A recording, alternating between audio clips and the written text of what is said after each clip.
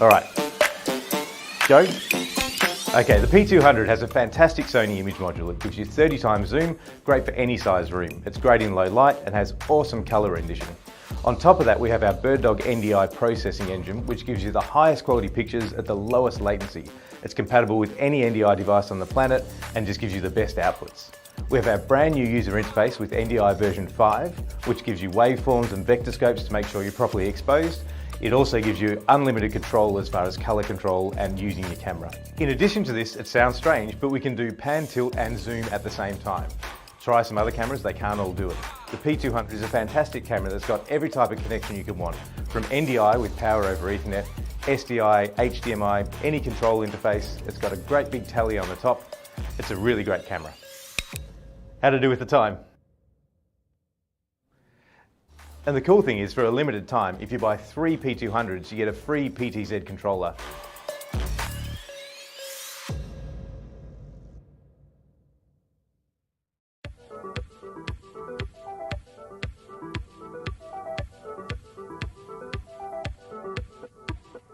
Well, it is that time again, everybody. Hope you are doing well. My name is BirdDog John, and I am back in action. In those scenarios, it's good to neuralize the cameras.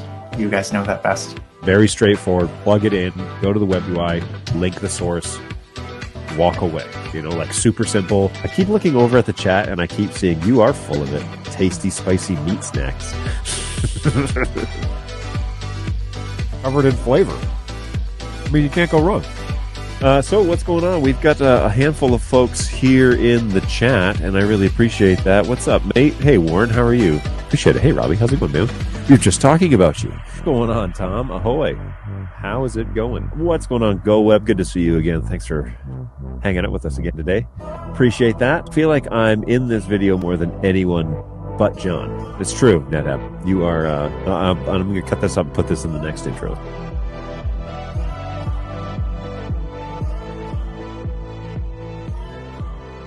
All right, folks, it is that time again, the magical time of the week where we spend an hour or more together twice a week here on the BirdDog Live show. I think that's what we're going with. And so, yeah, it's an exciting day. I've been prepping you guys for like 3 weeks now for this show just because it is the final show of the year before we kind of shut down for the holiday season. And then we're into 2023, so it's going to be a busy run to the end.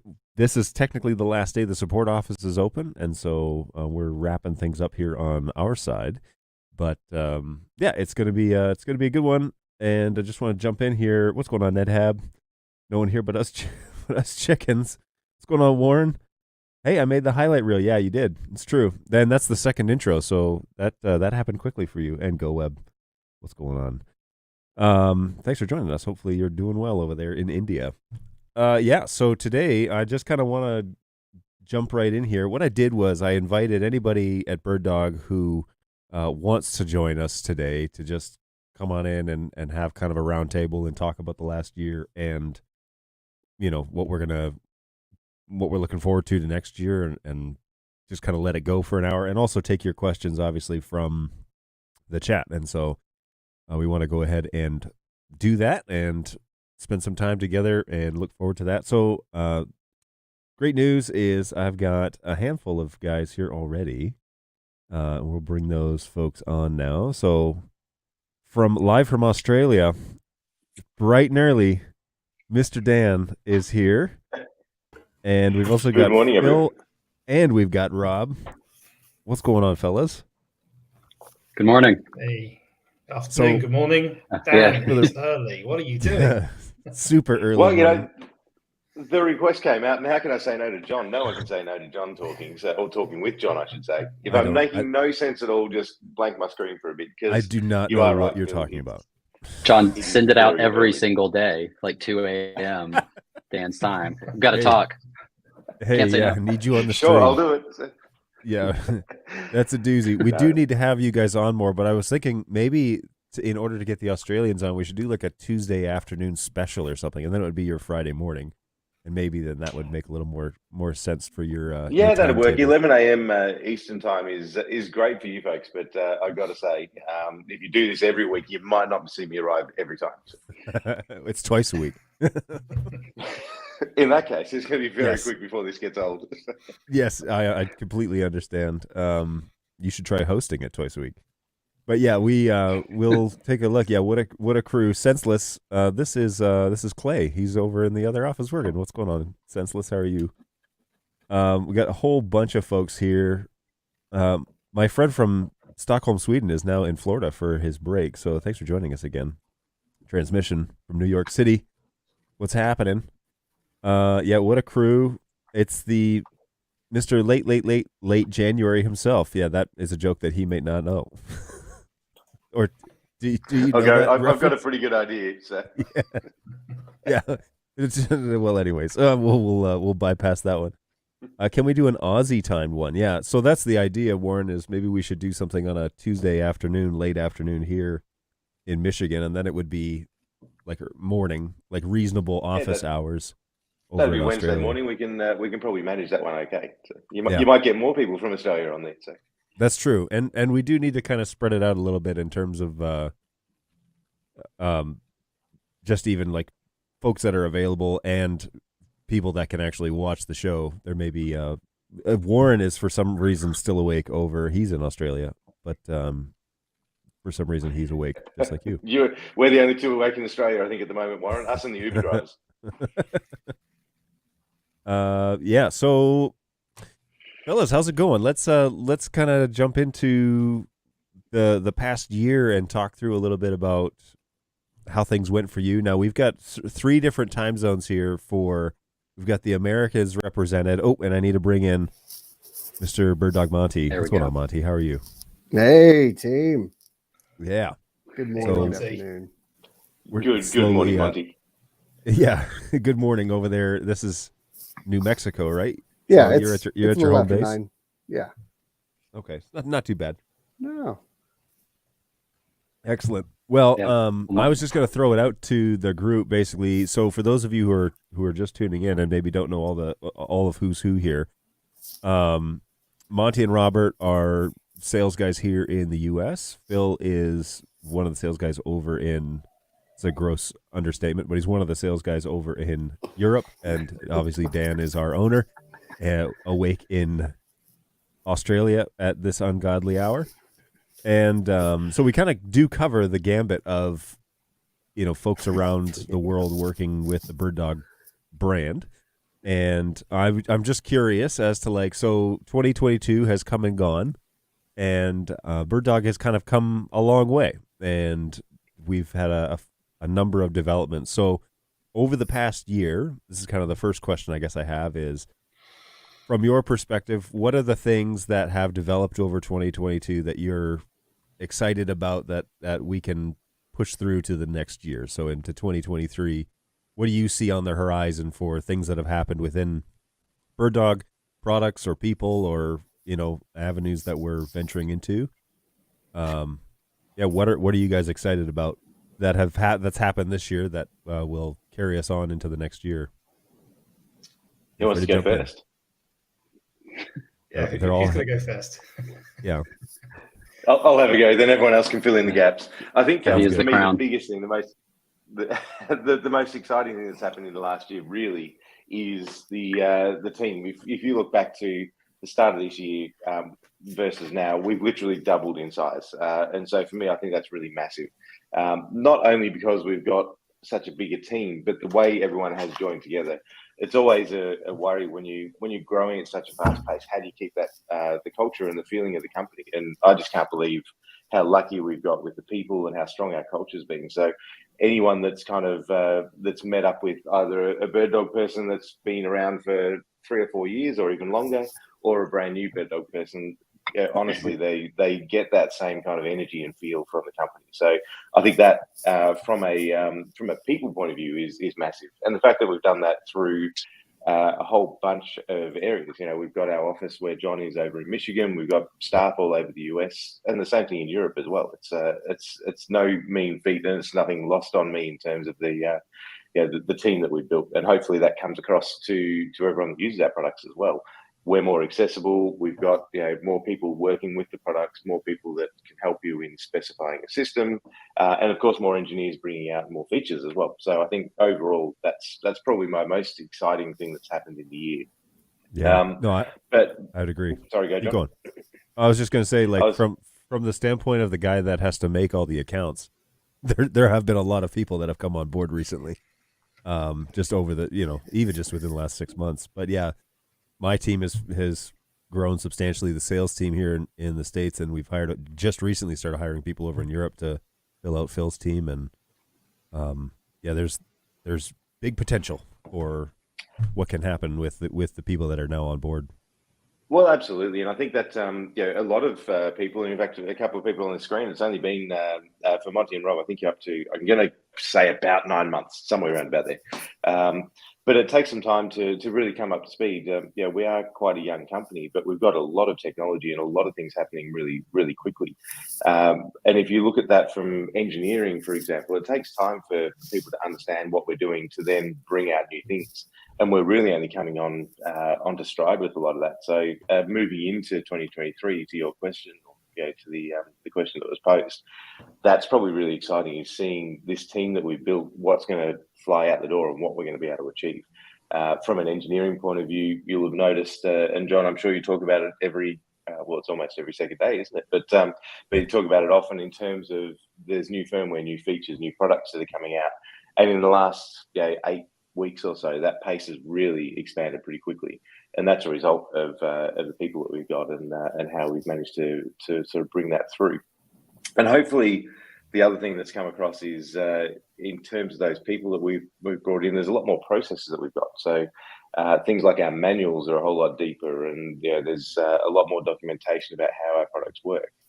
And I think that's really, again, moving into next year, it's how everything ties together, which I'm really excited about. Another big announcement that we had was Cloud version 3, which, on the surface of it, looks like a product that, there's other options out there. You can get video from one place to another, which seems like a relatively well-known thing to be able to do this in this day and age. But the extra features that Cloud gives you with all of those remote apps and connecting up things together, being able to do multi-views, recording, the list keeps going on. All of that, as that rounds out and comes together and gets built into all of our cameras and converters, I think that's the exciting part of what's happening now is, we've got individually all these awesome products and features and capabilities, and joining those up together, which is sort of all starting to happen with this Cloud 3 thing, is what I'm excited about moving forward as well. Yeah, we spent a lot of time on this show talking about that BirdDog ecosystem, like all the pieces kind of coming together. And at first, when I first came on, it was the Studio and the Mini and the P200, and those 3 products. We weren't really like discussing ecosystem type of stuff then, but now with Cloud 3.0, especially when that launched, that started, and the announcement of Silicon 2, that started piecing together like how this is all supposed to be intertwined together and work together and provide a much more flexible solution for. If you choose BirdDog as your brand, you're going to have the flexibility that you're not going to get from other companies, and so that's always been a cool thing to kind of see it evolve and then fill out over time, because that's one of the things that we're trying to work towards. So anyway, yeah, I totally agree, and it's very deliberate. If you look at us, we are the only company that makes cameras, converters, software, and cloud kind of all come together, and it's that is all by design to be able to bring all of those functions to be able to join them and work together. And I think with things like Central, and as we were talking about with Cloud 3.0, that's really starting to come to fruition pretty significantly. The way you see everything work, our new user interfaces are all common across all of these different products.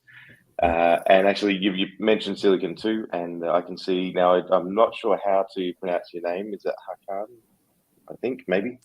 You said any news on Silicon 2? That's actually, it was up for hot debate in the office yesterday, is when we release Silicon 2. We have the NDI-HX and SRT side of things working already, and actually in the backstage before we went live here, I was showing the guys with my camera here. I've got a being able to switch between them. So I was working with full NDI at the moment, and I was able to switch from that to NDI HX in real time as well. So it's really close. The topic of discussion was, do we give people a Christmas present or a holiday present? We decided, for John's sake, that we might leave that till the new year before we before we let that out of the bag. I know there's people that will want to have a play with it, but the reality is that with the tens of thousands of cameras out there, because the cool thing with this is every camera that we've ever sold gets this update. There's going to be a lot of people wanting to use that, and obviously we want to make sure that everyone's ready to work with it as well. So the short response to the Silicone 2 side of things is as soon as we're back. So first week in January, that'll be available on the user group for people to go and test out and have a go at it. Wow, it works amazingly well. Folks. That's quite the announcement. I'm not allowed to share that sort of stuff on this show unless Dan's here. So that's from the owner's mouth. Otherwise, just say it. And if I don't hear it, then it didn't happen. Although it's recorded on the internet, so maybe that's not true. It's true. Yeah, we may have to edit it if it doesn't launch on the first week. If it's on the internet, it's true. We know that. Well, that's right. Yeah. No, it's working here. You heard it here first week. So. We need a deep fake of John so we can just, insert a different version or something. It's true. And that brings me to my next point, is that the support office is closed after today for the rest of the year. So if you're going to do updates or upgrades or what have you, just know that on January 3rd, we'll be back in the office. We'll be addressing the mountains of requests that come in. Usually during the Christmas week, it's not too crazy because everybody else is also taking time off to be with their family and friends, and so it's not normally crazy. But I have been saying this since American Thanksgiving that next week we will be out of the office, and so if you do updates, I won't say you're on your own, but you might not. It might not be. We might not be super accessible until the 3rd, which is when we come back. And we'll do another show on the 3rd as well, to which I'm pretty sure Dan will pass on that early morning show. Depends on what time you do it. It's entirely up to you, John. Well, I've always thought, well, it would be helpful to do this show at the scheduled time, but then to occasionally do like specials where we can have other people on, but not require them to get up at 3 a.m. to join us. So that might be in the future. Maybe it's something we'll try and do next year now that we've finally got folks here in the support. So talking about what Dan has just said, and we'll bring CJ in. Hey, what's going on, CJ? Hello. CJ. We will talking about hiring people. As if you're a regular attender here at the show, we have hired a fair number of folks in the support office. And so we have changed our philosophy a little bit in terms of support and how it works. And now all of the support agents are physically here in the Auburn Hills office. And the way that will work out in the long run will look differently than it is right now. But the exciting thing is that we actually have a team of agents again, which we had a little while ago, but then just taken a little bit of time to find the right people again to help us with this project. But yeah, all of those agents are here in the office, and they're getting up to speed, just like Dan had said about Monty and Robert and just even our engineers, and it takes a little bit of time for folks to kind of get used to what it is we're doing, how we do it, what our expectations are, all that. And so the support team here has been filled out a fair bit, and they're doing great. I've been really happy with the progress they've had here in Auburn Hills, and so that's been a huge improvement from where we were, just because the team that we were working with prior to the hire of those 2 new agents was doing everything they could to stay on top of it, but there was a lot to do. So now with the addition of 2 more agents, and they're getting up to speed and getting used to it, getting used to how NDI works and that world, it's good things are on the horizon. I mean, we're able to, I can confidently say this, we're able to handle the workload that is coming into support. And that's a great feeling to have. Because, at least there's one part of the company that can. Yeah, right. I mean, for the rest of you, it feels great to be on this side of the fence. But yeah, no, it's been really good. It's a big improvement, and that's the thing about 2022 that I'm super grateful for, is getting that team in place and starting that training and getting those things, getting those critical pieces in place so that we can kind of move forward into the new year And as those agents get more experience and, get more experience even with our own products, but working with customers and all that sort of thing, that will only get better. So yeah, I'm pretty excited about that. So to reiterate, so Dan and I have had a turn, but and CJ just joined us. But to reiterate, the question is, what about 2022? Were you excited about, or things that happened at BirdDog that give you confidence, and looking forward to 2023? What are you looking forward to in the new year? So any of the sales guys want to take a stab at that? Yeah, I think from what Dan was saying about staff, it's great now to actually have a couple of extra members of staff over here in the UK and Europe.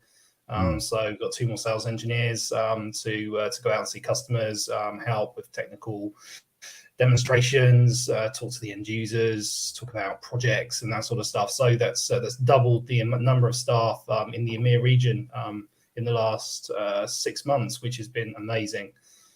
So hopefully customers in the UK, Nordics, and in the DACH region, also Turkey, will be able to have somebody that they can reach out to other than me, who speak local languages and are able to help and talk about BirdDog more effectively in local languages, which is a big thing over here in Europe, which I think sometimes forget that there's about 50 different languages across Europe, which does make things interesting at times, trying to use Google Translate in emails and things. So it's good to see. It's great to see more staff coming on and the engineering teams and some more guys joining yourself, John. I know you guys have been at full capacity at times, which is more testament to you that you've managed to get through it, considering the number of products that we've actually got in the market now that we've shipped over the last 5 years. It's ever increasing task as more and more customers buy BirdDog products and then require some help at times. So it's definitely, there's quite a deep portfolio that Dan has invented, and so it's diverse, and it's good to he's not going to take credit for that, but we all know. It's not only me, that's for sure. There's a huge amount of work that goes on, and actually it's pretty exciting from that side of things as well, John. As part of the people that we've been expanding out, there's a lot of work on the product management side of things as well, which is kind of exciting and a little bit terrifying for me because obviously all the products are my babies and that's not going to change, but I do love the fact that we've got more people involved with that, and it helps us get, as you're saying, the deep amount of products in the portfolio and the deep features as well. Here's what we learned, though, is that when you were doing all the jobs when we were a much smaller company, it was extremely busy. And now that we're the size that we are, you still have the same hours in the day that you did back then. And so it comes to no surprise that maybe we should bring some people on to take some of that. Well, we should. I don't know if the camera's picking it up very well. It's looking a little bit kind, but my hair's gone a lot grayer over the last couple of years. I'll tell you that. Here, we'll make you full screen, and then we can all inspect and see how that's going. Hey, at least you've still got some down. I'm working on that too, Phil. Don't worry. Yeah, when Phil started, he had a lush head of hair, but since he took over for Europe, it's all gone. Awesome. Well, I mean, the people have definitely been a big story this year, right, in this company, and I think it's kind of poised us into a great position for next year as to potential and even like what Phil is saying, getting the word out as to the products and what they can do and how they can be integrated. Dan, do you know how many engineers we had at the beginning of the year opposed to now? Oh, you're putting me on the spot. We've tripled our engineering, so I can't tell you the exact numbers off the top of my head at 3:26 in the morning, although I should be able to. But we have tripled our engineers this year, which is, like I was saying earlier, that it's a massive thing to do. And also with engineering, it takes time for products to come out the other end as well. So what we're just starting to see now is the fruit of all of that work that these new engineers have been doing, and the last couple of months have been really just tip of the iceberg. There's this huge amount of things that are just about there, and wanting to get that timing right and making sure they're just perfect is obviously number one priority. But having that engineering team being so much deeper and so much more engaged together is a really cool thing. So we can see plenty of cool things come out of that. Which probably brings me on to another thing, which I think is pretty exciting. It doesn't affect any of you guys on the screen that I'm seeing in front of me, but our new office in Melbourne is something that is actually pretty important. Where with every company, you have some growing pains in terms of space and size and getting the right people, and that's actually really important. Is the space where we had our previous office. We had a small amount of space that kept on expanding and going out into different sort of rooms and spaces. And look, it was functional and we all loved it. But as we got to kind of the middle of the year, we moved into our new office where everyone's all on the same floor and kind of works together. And it just makes for so much more natural conversations, which helps in shortcutting some of those things when we're bringing a new release out, that people are right next to each other that are doing the documentation, that are writing the actual code and doing the QA and marketing. And I think that's become evident over the last couple of months how that's becoming much more joined up as well, which is really exciting for us that work in the office. But I think it has a real benefit for everyone else out there as well. For when we're delivering it. Yeah, and getting an office online is no small task, and the office space in Melbourne is gorgeous. I mean, hopefully you shop some of that out, but it's. I have to say, Barry and Candice can take all of the credit for that. I'm taking no credit for the office. It is fantastic. Unbelievable. I didn't do that. It makes my little office over here in Auburn Hills look like chump change compared to this. I see what you're doing there, John. That's not a conversation that can be recorded on the internet, please. So, yeah, exactly. Yeah, no, we, I figured out the lease and did a few things for this office, but like the amount of time it took me and it only houses, there's 7 of us over here. So it's taken 3 years to really kind of get it where it is. And now our lease is expiring. So it's not a simple feat to get something like that online and make sure all your employees are taken care of and their workflows are considered. And anyways, it's great. We were visiting over there in August. Many of us were over there, and yeah, it's a gorgeous location, and it's not a simple thing, but it certainly does make for a better working environment, I think, than and like you said, Sackville Street was great, but this one is a huge step up in terms of making the work at BirdDog really shine. So. Very impressive. Absolutely, and it's much better now because it's summertime over here. So we're coming into our Aussie Christmas, which is prawns on the barbecue and all that kind of stuff. But it's a much nicer place where you can be outside and kind of still do some work and things, which is pretty cool. Yeah, Monty, I think you've got I saw on the news there's an ice blast going through or something, isn't it, about your area? Yeah, it's coming tonight. Thankfully, I've got family there flying in from Texas tonight, so that'll be. They'll be here before it starts, but yeah, we've Michigan. Specifically, this office is going to see about 8 inches of snow, so or we will. Wow. Hold our breath. And snow actually is for us, for us down here, so I'm in central New Mexico, and it's actually not going to get that bad here. It's gonna stay north of us in Colorado, but then dip into Texas, and of course the rest of the country is just getting hammered. So I'll take it. It's fine. I don't mind. I don't mind not being in the negatives. Yeah. So yeah, feeding firewood into the stove, into the fireplace. For Michigan, the snow is not the problem. Like we know snow. That's no issue. It's the couple of inches of rain that's going to start like this afternoon, and then it's going to freeze, and then it's going to snow, and so that'll be the trick because and then on top of that, there's projected like 50-mile-an-hour winds. So.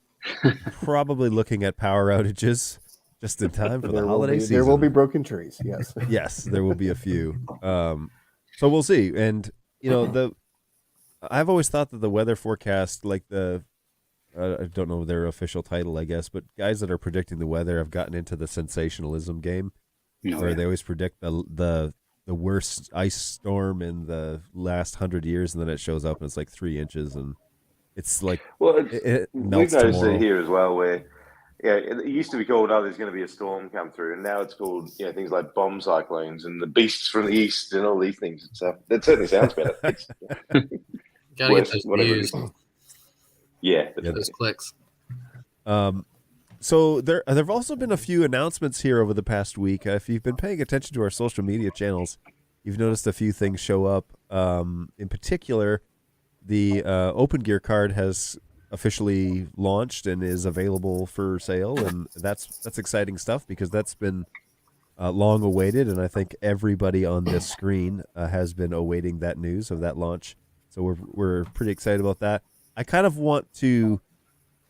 One like little sneaky launch is the SDM module, and I think if since Phil is here, I kind of want Phil to explain why this is such a big deal because we've briefly talked about it in the past, but I know that Phil, you've got like pending sales for this thing because and the flexibility and the versatility. So I'd love for you to kind of explain why the SDM module launch is a big deal, if you wouldn't mind.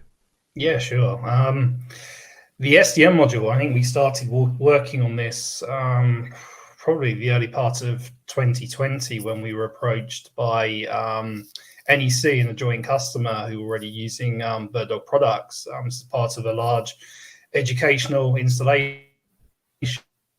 I'm looking at AI, and they wanted a solution that was more streamlined, that enabled them to have a lower installation cost and to embed NDI directly into commercial displays. So we work with NEC, so we brought out the SDM module. We have a couple of units that will be available, which is the M1 and the M2, so SDM-L and then SDM-S, which either enable NDI encode and decode or just NDI decode directly in the screen. So the module fits into the screen. It takes power from the screen.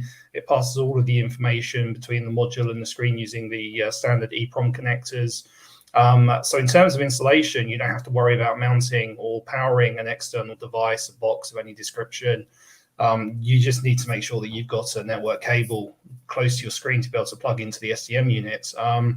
So it makes things a lot easier in terms of actually installing screens with SDM modules and having NDI embedded. And there's a big advantage with regards to the workflow and the cost of installation. Is probably one of the main things that people were looking at with this on the original project.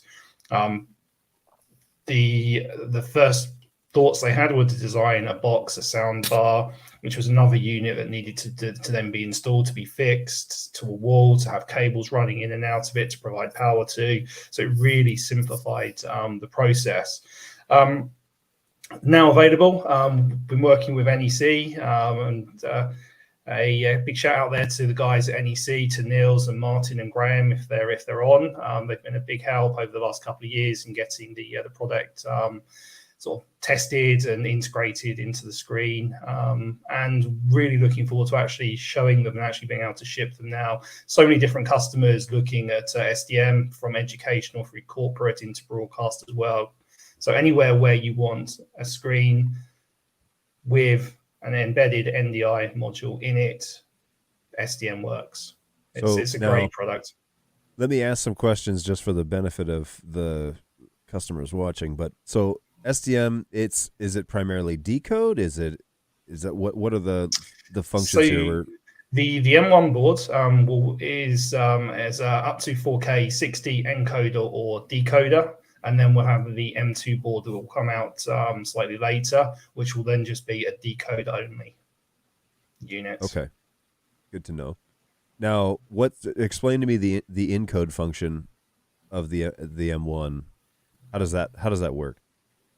It was a function that was requested so that you can take the output from a laptop via a HDMI or a display port, or from an external device, and then just encode that locally onto your network and then make it available within the lecture hall, theatre, to the other screens. So part of the university do things like jewelry and fashion design. So the idea was that they could then take a local camera of some description and take the HDMI into the unit and then encode that locally and then just move it around the network to other areas of the school if required.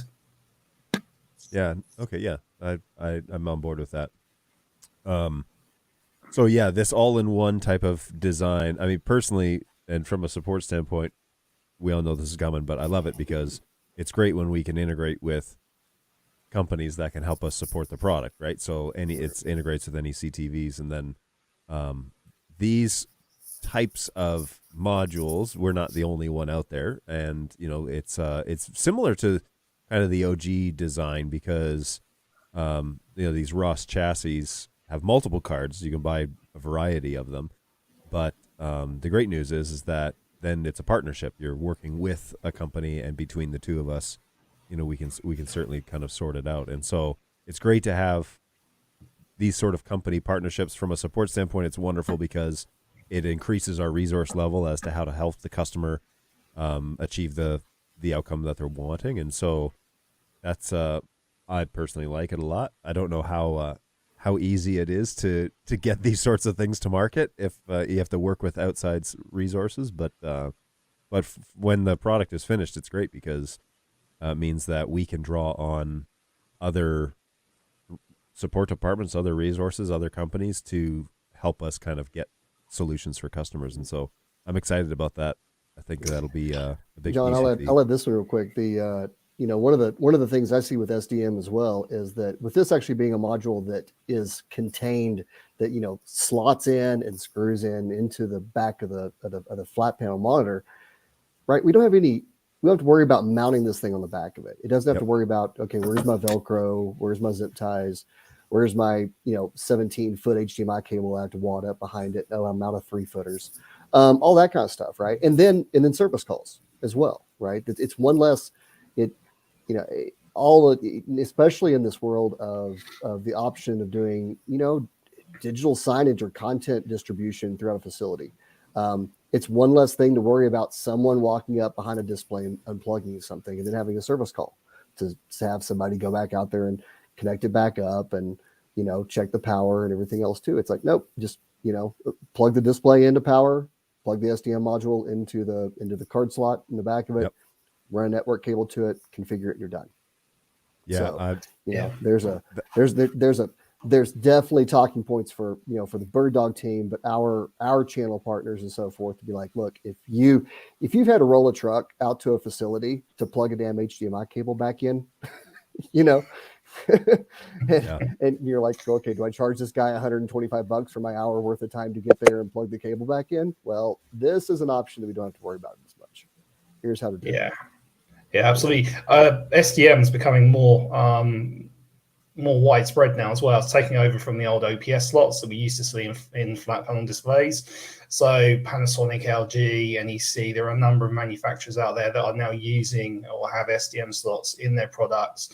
And it's starting to make its way into other products as well, with Panasonic launching one of the first projectors, or I think the first projector in the world that actually has an SDM slot in it as well. So the potential for additional workflows using NDI that would traditionally just be an HDMI cable and some form of routing now is potentially going to lend itself to an NDI install as well. So imagine a projector on the top in the ceiling that's got NDI running into it and being decoded from your network. The possibilities really with NDI are endless, and the guys keep dreaming up more and more products to take advantage of this workflow that it brings. So yeah. So yeah, I think I might just add to that with the SDM. It's now shipping, which is really exciting. It's taken a little while to get out. The SDM design is actually an Intel design. So it's the type of slot that it is has been designed by Intel. And so our SDM board that we make is completely compliant with that, which effectively means that any display, or as Phil mentioned about projectors that have an SDM slot, you're able to plug in this card. And what that does is it makes that device, that screen, the NEC monitor, it makes it directly embedded and native an NDI device. So you don't need to have anything external at all. So I think as Monty and Phil were describing, it just cuts down the complexity with installs. It cuts down the maintenance for once that's there as well. And it basically makes those screens directly the endpoints. If you like, it's with these SDM capable displays, you can build your own infrastructure. And with us having that NDI piece, it means every screen is now directly connected into that matrix of all NDI sources. So It's been taken up really well in education, which Phil's been working with a lot of people over in Europe on that. But also for corporate AV as well, being able to just have a screen that plugs into the wall and you're done. It just makes it so easy for those kind of deployments. But it is also kind of cool for even if you just want to have a confidence monitor at the bottom of the stage. You can have a nice large screen, but not have all the other stuff around. You just have a HDMI. Sorry, you just have an Ethernet cable plugged into it and power, and that's all you need. So I know that NEC TVs have a couple of Ethernet ports on the back of the physical TV itself, and then we have Ethernet jacks on the SDM module, at least the one that I saw pre-production. How does that work? Does it do pass through the TV, or does it need to be connected directly to the actual card? So depending on the model, you can do some pass through in that, but typically that control, well, the Ethernet is there for control of the TV. So what we're working on is making that SDM be able to control the TV directly from the SDM from BirdDog. So you don't need that extra Ethernet cable for the screen itself. Gotcha. Yeah. So still a one cable connection mentality. Absolutely. Yeah, I think the only thing to watch out for with the current SDM modules, if you are looking at NEC screens, is that some of the message series have a slightly different hardware architecture, which is why we have the HDMI version, the M1 HDMI, and the M1 DP DisplayPort versions. Because the lower end monitors will only go up to 4K 30, therefore you use an SDM M1 HDMI, and then the other more expensive MA and P series have DisplayPort priority, so you can go up to 4K 60. So just a couple of things to watch out. We've got information on this if anybody's interested that we can send out that we've put together with NEC, which gives information on what screen will accept what module. Yeah, it's a pretty. I don't know. I felt like it like snuck up there. I saw it on social media this morning, maybe, or yesterday, and I was just like, "Wow, this is like an understated launch," because this thing is really it's gonna put BirdDog everywhere, but it's gonna put like the opportunities for NDI to really get integrated, into the architecture of future AV installs is going to be huge, right? Absolutely. So we've actually been out over the last couple of weeks with NEC in Ireland and the UK doing some demonstrations for end users and colleges, universities, and some systems integrators and stuff as well. So if anybody does want to have a look, just let us know. We've got some demo units in Europe, and we'll have them on display at ISC, which is coming up at the end of January in Barcelona. Oh yeah, man, that's like right around the corner, eh? It's not far away. Jeez. 4 weeks after Christmas, we'll be in Barcelona setting up for ISC. Oh my word. Yeah, keeps coming around. So the difference between the M1 and the M2, are they different form factors, or are they just integration, like different slots are like, this is an M1 slot, this is an M2 slot? What's the difference there? So the M1 is based on an SDM-L, which is the large board, which takes us up 2 slots within a device. And the M2 is based on an SDM-S, which is a single slot device. Gotcha. So with an M2, if you're using, say, an NEC screen, you can have an M2 embedded and put in there, along with one of the other devices as well, like a Raspberry Pi or one of their other units that works inside the screen. They have a number of obviously products that conform to SDM that can be used as well. So you can have 2 units running in the same screen and switch between. Now that we're talking about AV on this sort of like scaled level, and maybe Miley, this is something you want to chime in on. Are we primarily looking at multicast configurations for networks to handle this sort of massive amount? Like one TV is one thing, but typically people are going to order a fleet. And so if we're doing a dozen TVs in our NDI infrastructure for decode, we're probably looking at like defaulting to a multicast configuration. Do you think? Well, it depends on what you're using it for. If you're using it in an education environment, that's more kind of siloed to individual lecture rooms, for example. So it would still be, each room can kind of be run as isolation. If you are looking to use it more of as a decode solution and for distribution of video around the building, then of course, multicast makes a whole lot of sense. But I think on the education side of things, the fact that you can unify with one set of infrastructure, with NDI, you can have the screens that are plugging in directly to that. You can have within a lecture room or within an event hall, you can have extensions of those screens, so you can take the input and display them on other screens. You can then record that same NDI stream to lecture capture systems to play that back afterwards for if you're working with with some kind of at your own pace courses.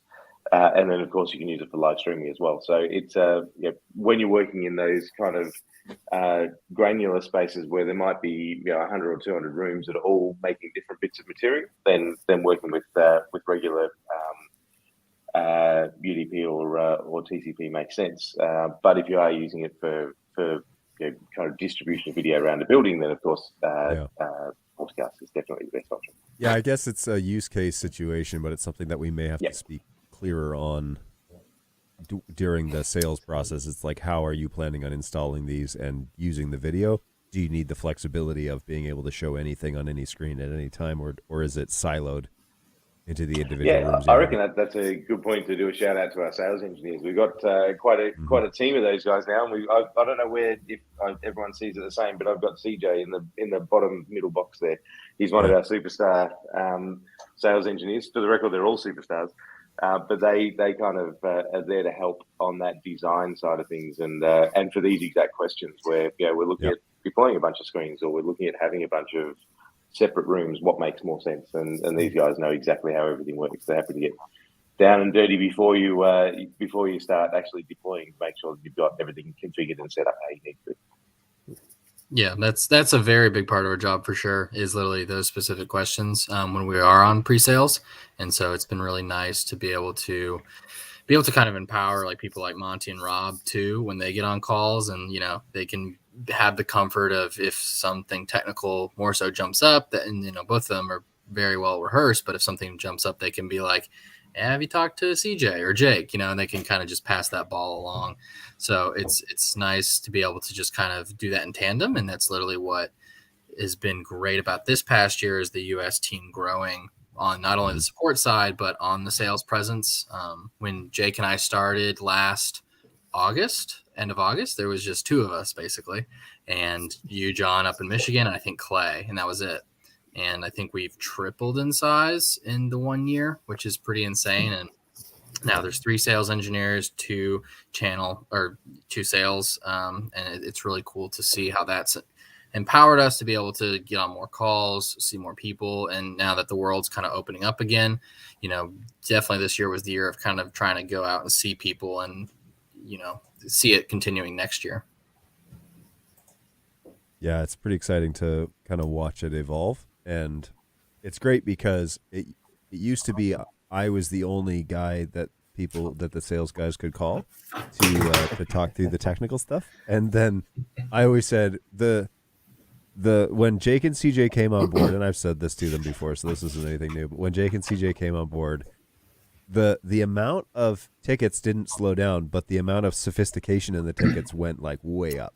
And so the technical questions that were happening after they came on board were like, they're way down the road compared to when they used to come in before, and they're very basic questions as to like skip a couple steps. Yeah, exactly. It was day one stuff. And so that has been an immense help even on the support side. It's just like, okay, we're well down the path. This is a genuine, like, there's something up here that we need to dig through. And so, yeah, the pieces are in place or starting to fall into place too. And that's the same thing over in Europe. I mean, it's really new, but Phil's team is now filling out, and that is it's going to get that same way where Europe is going to be able to have resources in their time zones, in their languages even, that you'll be able to get faster and more complete and way more in-depth. They don't have to wait for me to wake up and get in the office before they can get their questions answered.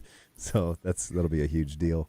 Let's talk. Well, you just said before, John, that you've got plenty of time these days. You've got enough people, and so you can wake up anytime you like. And yeah, right. I'm just twiddling my thumbs now, and that's right. I don't even have to do anything, but just pointing and telling people what to go do.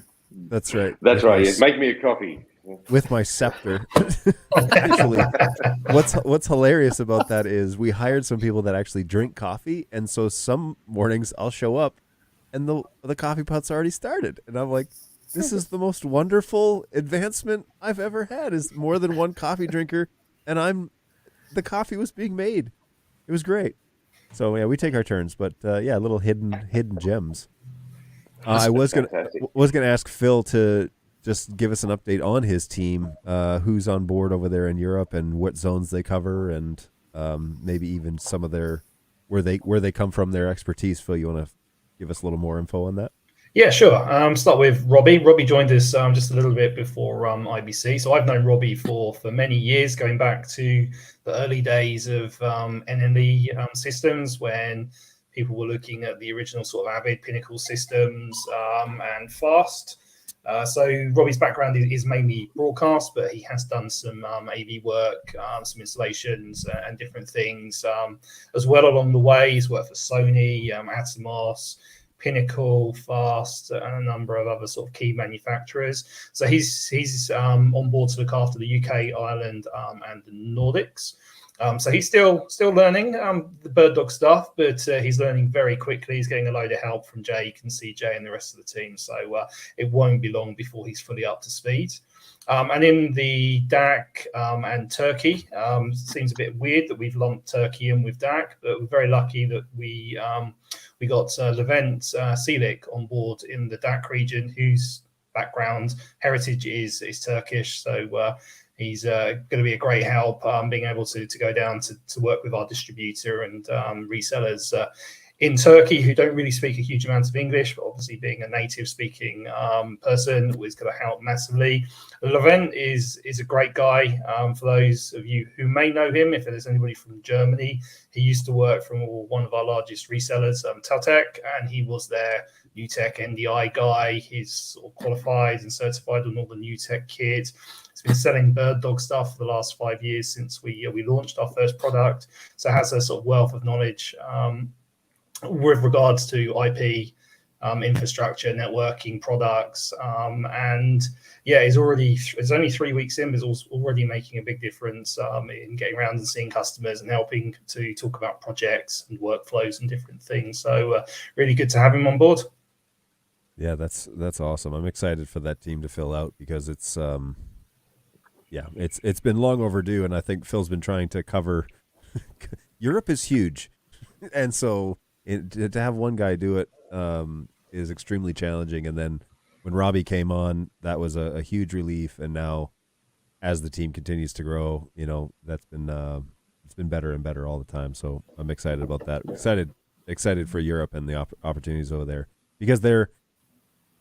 I guess when I came on, I was quite naive about like the demand, the demand in Europe is probably the same as it is over here, and it's the same in Australia. And actually, it's very different culturally, and it's very different, and even in terms of like expectations and how they plan on things to work, like actual system workflows. They're different. It's different over there than it is over here, and it's different in Australia. And I had an agent for quite a while that worked out of the UK, and he spent a good portion of time just educating me on like, no, this customer's from this area of Europe, and they think a little bit differently than that, and this is probably how we should approach this ticket, and like things I would have totally missed and screwed up if he hadn't just been like, no, just so it makes great sense to have your diverse group, but also like you said, they're kind of in their own zones and what have you. Robbie's doing UK and Nordics, is that right? That's correct. Yeah. Okay. Yeah. So, yeah, just kind of having coverage and what have you. That's really exciting. That's great. We do have some comments here that I've been kind of trying to get through and bring. Okay. So there's a couple of questions that, with this group of folks on here, it might also be helpful to get some of these answered. So the announcement that Dan made of Silicone 2 coming to the camera line. NetHab would like to know, what about converters?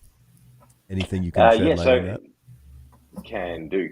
So the Silicone 2 will be released initially on cameras, but it will be rolled out through the entire product range. So I was mentioning that the first week back, so first week in January, we'll have the Silicone 2 available for cameras, which will support its NDI HX in 2 and 3, as well as RT, SP, RTMP, and SRT. The formats that we'll have on there. Wait, those are and then all we'll be- launching in January? Correct. Yes. Oh my goodness! Okay, I didn't think you were that far along. Well done. Continue. Yeah. So I was giving the guys a little sneak peek earlier. I've got a camera here that's running. It's actually running a slightly older version of firmware. So the camera I'm pointing at now is giving me full NDI, but it also simultaneously, and this is the cool thing with the Silicon 2 release, is it's not an or thing, it's an and. So you get full NDI. So if you're working in a live environment where you're doing a live stream or something like that, you want to have the highest quality and lowest latency to make sure everything looks great. And at the same time, you can also send out a lower bandwidth version. So if you have to distribute it around to another building on a campus or something like that, you can take the NDI HX out, for example, and receive that on a plate. Or you could also send out a remote connection via SRT. So you can have that, the local production still being done with that full NDI to have the ultimate and the quality and the latency and convenience. But then you can also then have that split that goes out to one of these other formats. And equally, I saw a comment here. Alex was asking about areas where there is an event space maybe that doesn't have the network infrastructure you need. Of course, you can run your primary production on HX as well and just not use the full NDI for that. But I think what we've been wanting to do for quite some time, the reason why we've made this Silicon 2 is as much about having the convenience of all these different formats, but also it makes us one of the only companies that can really talk about the use cases for where it's appropriate to use these different formats. And I think there's potentially, and John, you'll probably agree more than anyone else on this call, there's potentially confusion out there in terms of NDI HX in a way sounds better. It's got extra letters at the end, and there's a lot more products available that can do NDI HX. But that doesn't mean that it's best for every workflow. And now that our products can do both, we can really help people decide which one is the right way to go in terms of formats. And if you're doing events, it means that you have a choice then. If you've got an event where there's some large screens in the space where you need to have timing as tight as possible, then for that production you can run it in full NDI. But then you might have an old hotel event center which has got some pretty bad network connections, and you can run the next production in HX, for example. Yeah, that's a huge deal. I've been banging that drum for quite a while as to there are differences between the two formats, and so it'll be great. It'll be good to finally have that option. I think it will be clearer when we can offer both simultaneously. I was curious about this, doing it at the same time. So is this similar to we output the proxy at the same time as we do the full NDI, as we do the comms channel? It's the same idea as to we're outputting now all of these other formats at the same time? It's similar to that, absolutely. So basically, I'm not sure. I don't think I can share my screen, but we'll do it. We can do another call on it afterwards if you want to. But effectively, when you're within the control or the BirdDog interface of the camera for the initial release, what you're able to do is choose. We always present full NDI, so the camera will always make that available. If no one's listening to it, it's not going to send it over the network. So internally, we're always making full NDI. And then we have the Silicon 2 interface, which is where you can choose from a drop-down of which formats that you want to use. So, for example, if you want to have HX2 or HX3 as your output, or whether it's SRT, you choose that from a drop-down. And then you can choose the quality of that particular stream as to how you wanted to do that. So it's a little different with full NDI, how we have our proxy or the low resolution stream. That's kind of a sidecar stream that's just kind of sitting there waiting for someone to listen to. With Silicon 2, we're actually producing and advertising another stream. So in that example, if we're using HX as the output, we'll have in full resolution, we'll have the full NDI and the HX. Then we'll also be producing two proxy streams as well, one for the full NDI and one for the HX. So technically that camera is actually outputting 4 streams at that time. Yeah, that's crazy. I mean, it's unparalleled flexibility compared to the other offerings in the market. So there's another huge advantage to going with BirdDog than other options. And I think that's going to be really powerful with pairing with the timely release of the Play, just because of that HX ability. In my head, it's like if I'm doing a live event or something and I have my normal full NDI cameras coming to me and I, need someone that, hey, can I get this camera feed over in XYZ room? And you didn't plan for that, but you have a play in your pocket or your backpack. And then now all of a sudden you can throw that out there and send that camera out there in that lower bandwidth, which would be awesome to have that flexibility.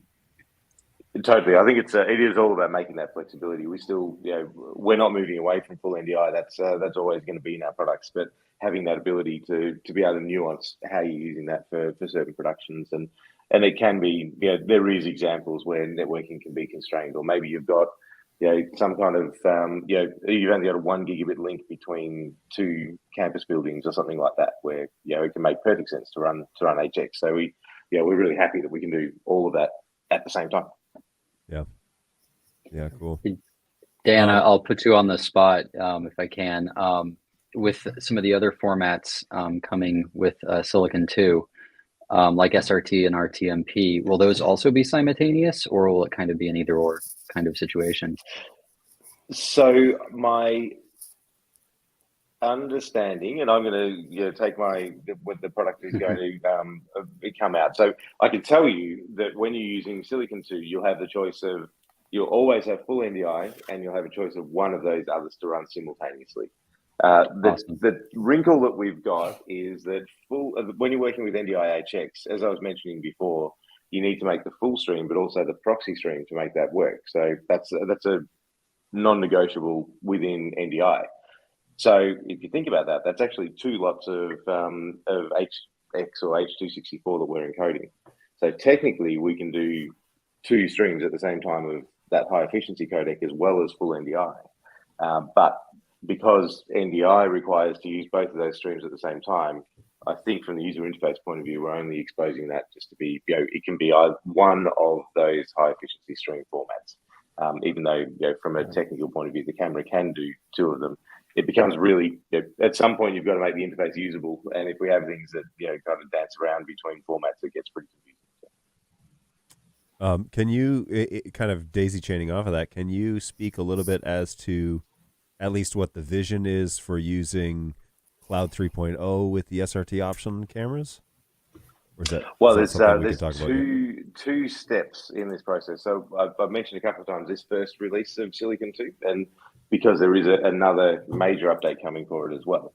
This first release will use SRT, and I was watching it yesterday in the office, connecting directly up to Cloud. So with BirdDog Cloud, it becomes this great way of linking different sites together, but not just to have a bridge that goes across like you can with the free tools.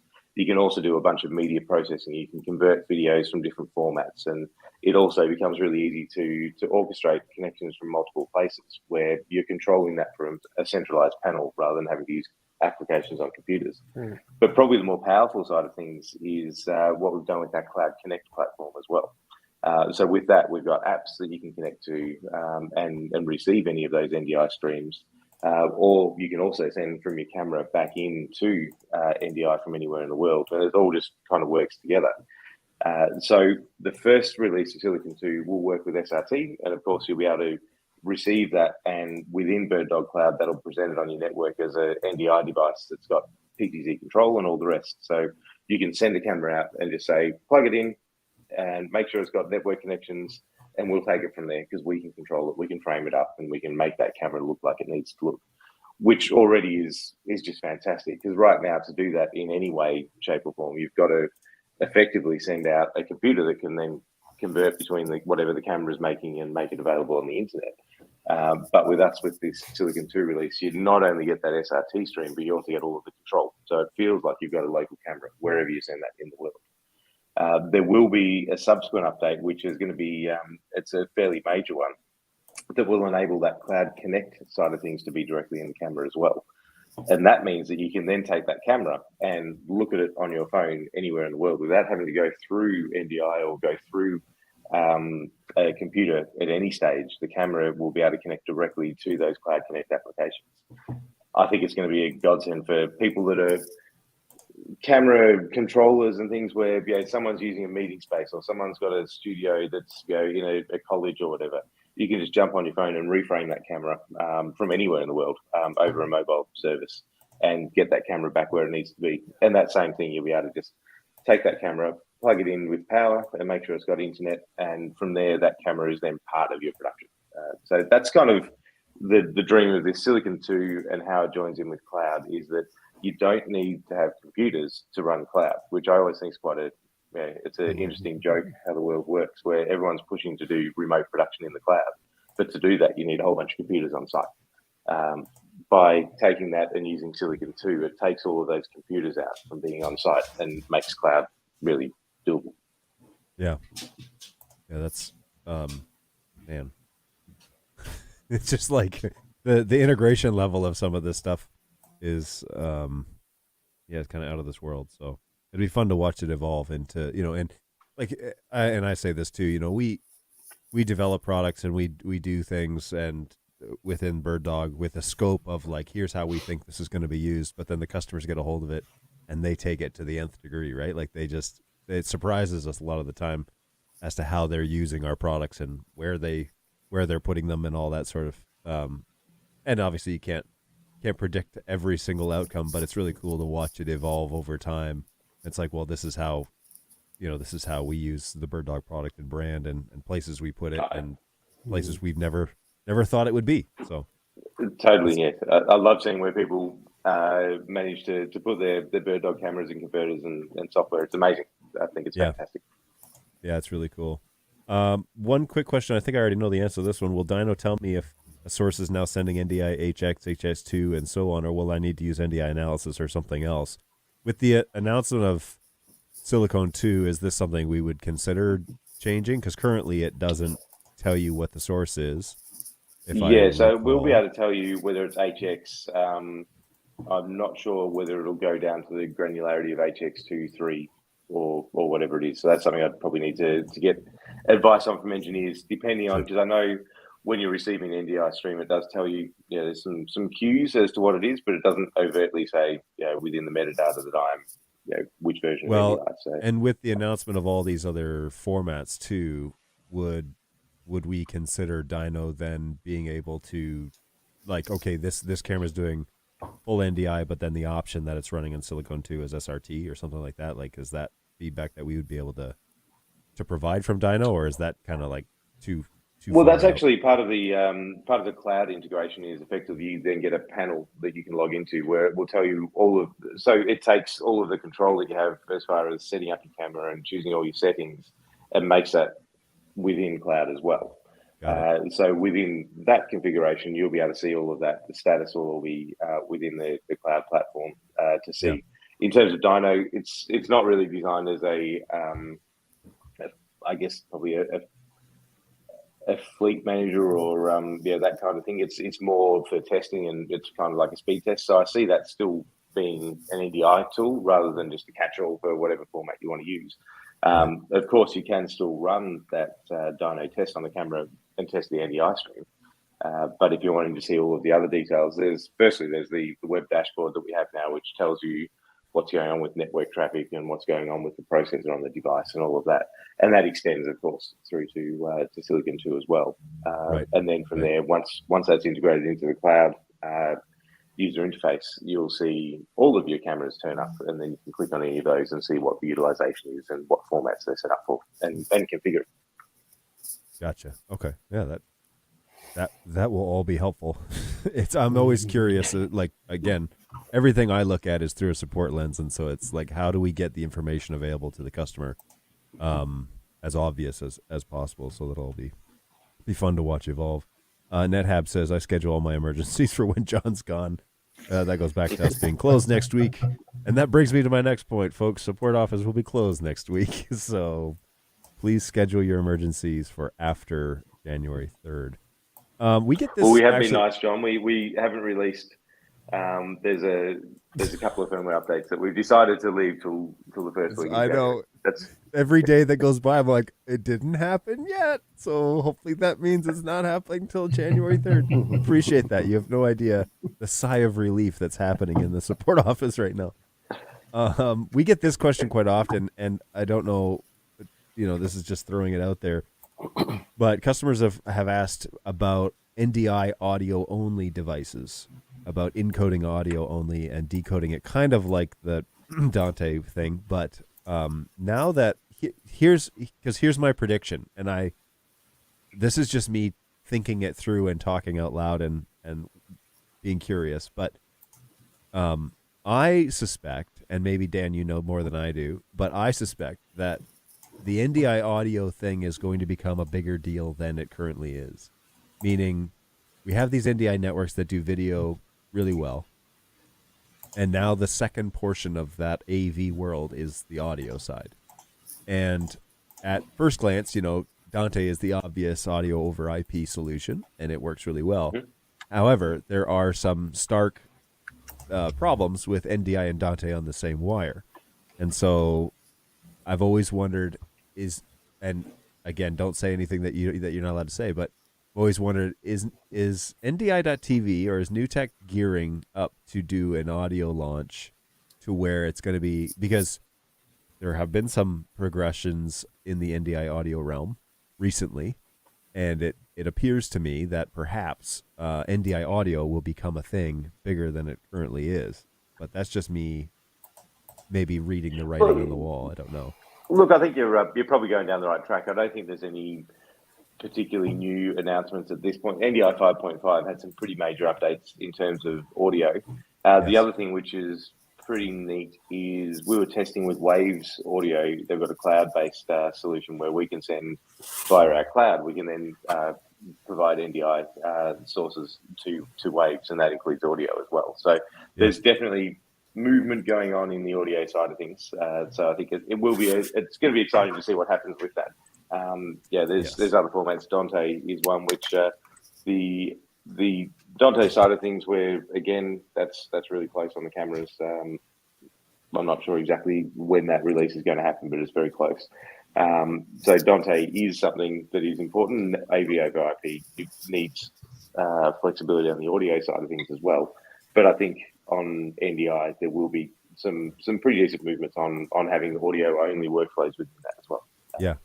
Well, probably a few things missing in that just yet, but but true. 2023 could be the year. The request that we regularly get is like a throwdown box to either interrupt, like via interrupt the audio signal so it come out of the microphone, and you would daisy in and out of it. It could supply phantom power or whatever, and then that would convert it to an NDI audio stream. But then it would pass it through then, so you can go into your preamp or whatever it is that you're using and get that into your system the same way. But then you could grab those audio feeds or channels with a throwdown box and then bring that into your vMix production that's offsite, or route it then through cloud or retransmission through central or something like that. So there have been more and more requests, at least on this show, where it's like, okay, we're BirdDog video believers. Now let's talk audio. What are the options there? And then again, I just kind of like the NDI audio controller thing and the direct audio from the new NDI tools. And it's like, seems to me that they're making more of an effort to figure out the audio to run parallel with the video than they are trying to figure out how to get other formats to work on the NDI network. I know Netgear came out with their NDI 5 profile, which proclaims to be able to handle Dante and NDI 5 parallel. I haven't actually tested that in terms of how rock solid that is, but there hasn't been a ton of movement in terms of those two things, about people trying to get I think those there's protocols working. Audio is a lot harder than it seems, and I'm going to have my hand up and profess that I've learned the hard way. When we started up BirdDog, the very first product was BirdDog Studio, and we spent all that time and effort getting the video side of things to work, thinking how hard could audio be, and we found out the hard way that audio is tough. And it's interesting because in networking land, a video frame, even if you're working at 60 frames a second, that's 16 milliseconds. It's an eternity in network land. But when you're working with audio and you're wanting to go down to as little latency as possible, it does become more tricky, and that's where timing and all that kind of stuff comes in. So there's a lot to audio. It's not just why don't we just take the video connectors off and make an audio one. To get audio done right, there's a lot to it. And I think, like I said, there's there's definite movement in there in terms of how that can interconnect within the NDI ecosystem. So I would think over the course of 2023, you'll see more audio come through on NDI. I'm not hinting at anything in particular there, but I just certainly from what I've seen and the way the ecosystem is building up, I think you're right in reading that. Yeah, I just was. It just seems like the stars are aligning, and I don't. Dan hasn't said anything to me. It's clear that, it's the same with him, but it just seems like this isn't just the developments that have come out of NDI. Those are not unintentional, and no, I can confirm that. It's very intentional. But I can. It's exciting because you like. And the other piece, right? Audinate came out with a video protocol, and so it's kind of like, I wonder what's going on there. But anyway, it'll be fun. I think it goes back to years ago. It was photographers being videographers, and the other way around. So camera stores started selling video equipment and that kind of thing. So I think there's definitely an element of the grass is greener on the other side. And you can look at that from both sides. With Dante doing video, they obviously see there's a big opportunity there with what NDI has done over the last half a dozen years. And I think this conversation sort of highlights the other way. There's certainly uses for audio over IP that can be beyond what NDI does. So it's going to be interesting to see how it shakes down. And we're in a good position, right? Because as BirdDog, we can support whatever formats we want, and ultimately you guys, our customers, want. That's why we do make products that can work with different formats and increasingly more formats. Yeah, I mean, if you've ever done a production or whatever, like you've done video switching for a live production, whatever, and then you've gone and done audio mixing for a live production, those are two completely different skill sets, and it's very much so the same when you're trying to program for those two things. Like doing video and doing audio are different camps altogether, and yet we conveniently lump them in as a AV. It's like it's as if it's all the same thing, and it really isn't. It's a completely different monkey altogether. And to get it right it's interesting that you say that about the studio. I didn't know that that was I didn't know that's how you felt about that. But yeah, it was a big surprise. Yeah, it's like its own, it's its own craziness. But anyway, it's really cool. So what? One question here I'll throw out to the sales guys. So, what's your favorite current or future BirdDog product, and why? I would be curious to know this from the sales guys. What's your favorite thing to sell? I'll take this one first. Okay. Favorite thing to sell is obviously a P4K. We're in sales here, right? So, I mean, why not sell $8,000 cameras, right? But in all seriousness, actually, it must be our least expensive actual, primary product, the Play and the upcoming Pod. Those are my favorite to sell, actually, because they are such problem solvers, and they kind of completely reframe the conversation. Not so much even about BirdDog per se, but like around AV over IP and therefore NDI, what you can do with it. Because most projects are in some way budget constrained, or at least constrained in how far you're going to push the technology. Like how many displays are we going to use, and where are we going to be able to move that signal around? Or this NDI thing is awesome, but not quite at the level of being an appliance type device like the Pod will allow for just plugging into any old computer. And it completely reframes the way we can talk about it.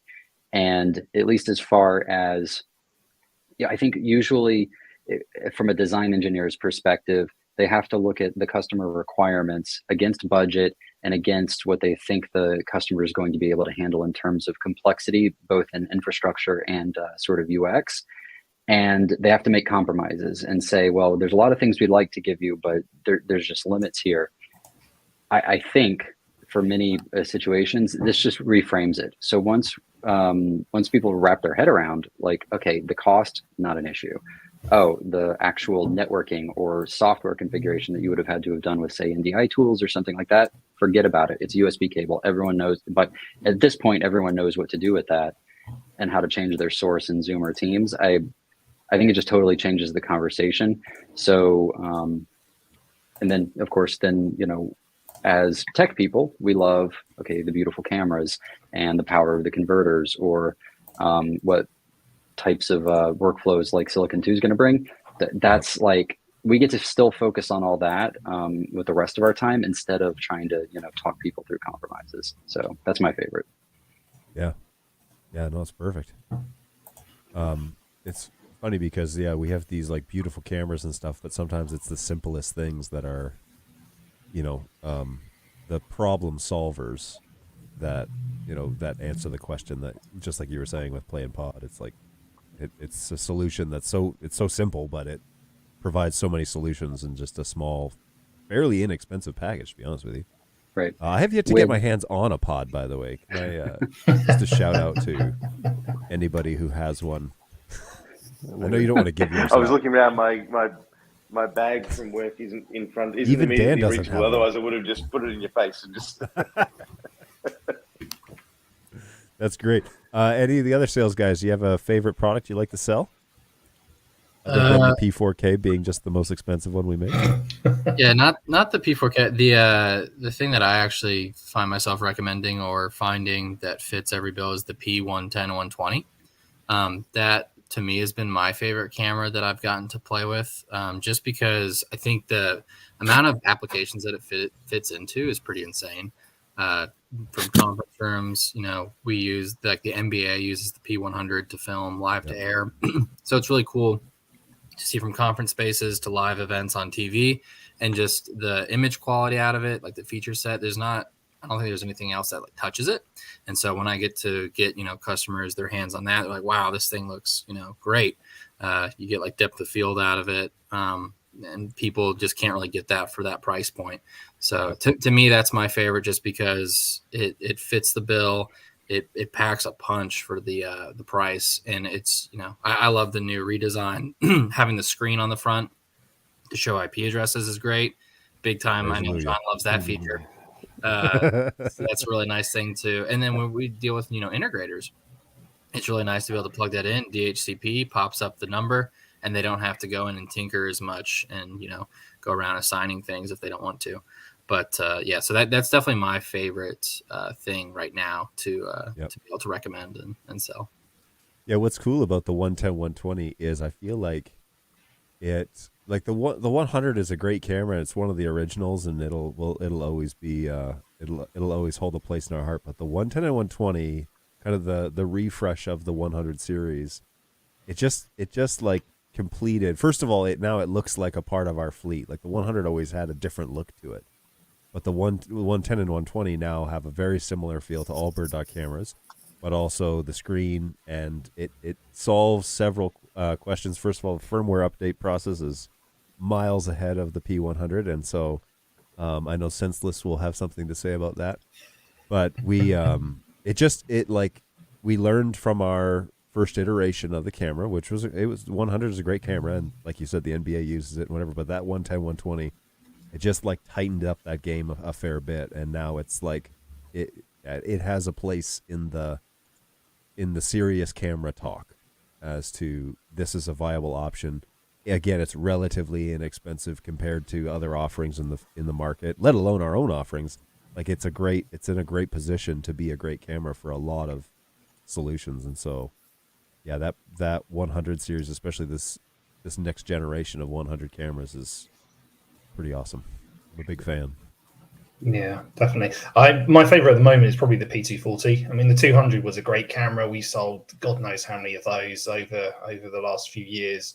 The redesign on the 240 with the balanced audio inputs, the new look, the 40 times zoom, and the new sensor that's being used just steps up the quality of sub $3,000 HD camera. And done a few side-by-sides recently with customers against other manufacturers. I won't mention who they are, but we've performed very well against them, and have won a couple of opportunities just from the side-by-side, just by looking at the image quality that's coming out of the P240 now. It's a great camera. Yeah, it's a good step up with the 200. It's hilarious because Jake, well, and you too, Phil, I hadn't seen a 240. Like I hadn't seen them side by side with a 200 or what have you. And then Jake and Phil's opinions about cameras I hold in high esteem, and so both of them separately were like 240 is better than 200, and I was like, no way. Like the 200 is my go-to. That's this camera is a 200, and they were like, no, seriously, just wait till you get one, and then put it next to a 200, and then you'll see what we're talking about. Sure enough, we got a 240 here in the office, which is actually here in the studio. It's actually this camera, and yeah, it took me half the time it took me to colorize this shot. It took me half the time that I took for any 200, but also then, it's clear the lens is another step up, and just the camera itself is a little LCD screen, tally lights. Again, it fits in that fleet, and it's definitely a step up from the 200. So yeah, I'm excited about that. Yeah, absolutely. I think myself and Jake were quite lucky because we managed to get some pre-production units over for IBC that we had on the stand at the show. So anybody that came to the show would have seen those. So we had 200 and 240 side by side.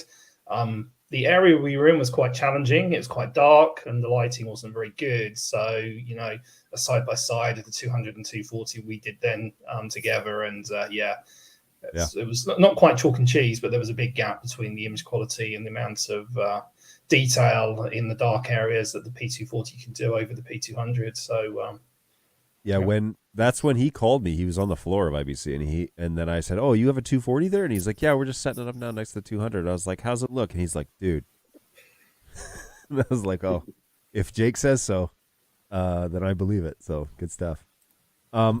Just take a brief break here and mention we've been at this for an hour and a half, and so.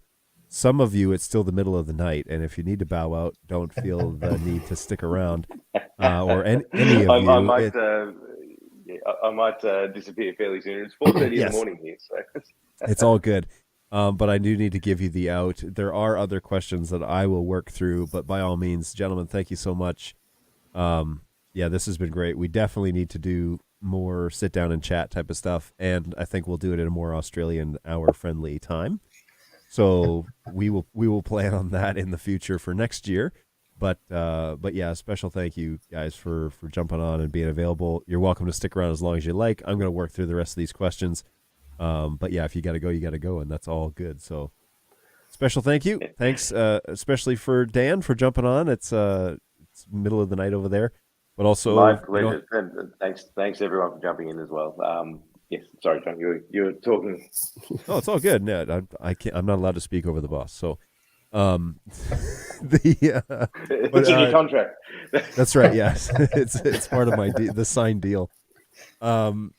Yes, no, but Merry Christmas, Happy Holidays, guys. Thank you so much for being a part. I mean, whenever I send you guys a message or a question or whatever, everybody's always super helpful to me, and this is like a personal thank you for everything you've done, just even for me personally over the past year. I really appreciate it. And then you go the extra mile and you join a show where I can throw questions at you without any prompting or prepping, and you jump in happily and take care of it. And so I really appreciate it. Thank you so much for hanging around with us. It means a lot. And to 2023, I'm excited about it. Cheers, 23, and thank you all. Obviously, the BirdDog guys that are here. Thank you for all the hard work. It's been a year. It's been a really exciting and fun year. But more importantly, anyone that's watching us, your customers, thank you so much as well. Wishing everyone happy holidays and safe over the festive season. And next year is going to be a big one. Get excited about new features and new products. We're not stopping anytime soon. Yeah, that's an understatement. Just to throw that out there. Awesome. Cool. All right. Excellent. I will jump back to the comment section, and like I said, you guys feel free to peace out whenever you need to. See you, Dan. Sure. See you, Dan. I'm gonna jump as well. Cool. Me too. Sorry, John. Thank you. Take it easy. All good. Keep it up. All good. I'll work through it on my own if I need to. Thanks, guys. Later. Cheers. Take care. All right. So some of these questions, then I'll work through the best of my ability here, but let's see what we can come up with. Out of curiosity, what are the chances of you guys making a PTZ head with an encoder in it? I do know that has not been. We haven't gone down that road yet in terms of finding that as an option. However, we can certainly submit that as an idea. It's an interesting. So, what specifically would you be looking for here? Would it be a HDMI?